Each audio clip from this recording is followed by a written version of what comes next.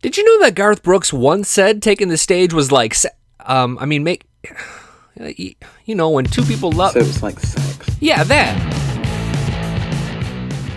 Garth Brooks, world-renowned singer, songwriter, chick magnet? Yes, indeedy. Before Garth got married, girls loved him like he was made of milk chocolate. But this, you think you know, isn't all about his, live show. The more tired they are and the more worn out they are, then the bigger my ego gets. Behave. Troil Garth Brooks was born to Troil Raymond Brooks and his wife Colleen. Dad was a former Marine who instilled the singer's sense of discipline in addition to his manners and work ethic. Mom was the singer. In fact, she did it for realsies back in the 50s. Nope, Brooks wasn't the first in his family to sign with Capitol Records. Colleen Carroll released 4 singles for Capitol in the mid-50s and often appeared on Red Foley's Ozark Jubilee. Brooks was the youngest in a family full of brothers and sisters. It was a yours, mine, and ours kind of deal, and they were all very close. At home, they encouraged each other's creativity while stoking competitive fires in sports. Young Troil had to scrap to keep up with his older sibs, so he played sports like baseball and football. He went to college on a track scholarship and became a so-so javelin thrower. The well-mannered youngster dabbled in music at a young age, playing songs by men named Taylor and Seeger. At 16, he got a banjo and formed a bluegrass band. A couple of years later, he formed a band called The Nile. Dakota Blue, Santa Fe, these were 2 other bands pre-Nashville Garth Brooks fronted. He was determined to become a star after hearing George Strait's Unwound on the radio in 1981. So the story goes that Garth's first wife Sandy met Garth at a bar he was a bouncer at. Garth noticed Sandy after he kicked her out of the tumbleweed ballroom. Yeah, she was about to hit a girl, but he stepped in and then said,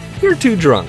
I'd better take you home." Hello! Okay, that's an exaggeration, but he did try to ask her out on a date. Tell me to drop dead. Eventually it worked and they got serious, but Garth moved to Nashville before they married. He sold everything and packed his Honda to head east. Then, 23 hours later, he turned around and headed home. Yep, the first time Garth tried Music City, he struck out like Casey at the bat. The business part of the music business was new to him, so he went home and kept playing with his buddies in bars, honky-tonks, and stages all across the state. He was a pretty big deal in Oklahoma in the mid-'80s. His marriage to Sandy didn't last. They split in 2000, but produced 3 beautiful little girls first. As early as 1994, Garth was dropping hints that family was his #1 priority, so when he retired in 2000, fans shouldn't have been that surprised. But did he really retire? He quit touring year after year, but he still managed to release 4 hits and covers albums that decade, including a few that feature new recordings. Then there was the Nashville shows, the Vegas shows, the Oklahoma shows, and that time he came back in 2007 to play a bunch of arenas and drop the only song to ever debut at #1 in the Billboard Country Airplay history. Along the way, he married Trisha Yearwood, which surprised no one. He even became a grandfather shortly before his big comeback in 2014. So now you know Garth Brooks.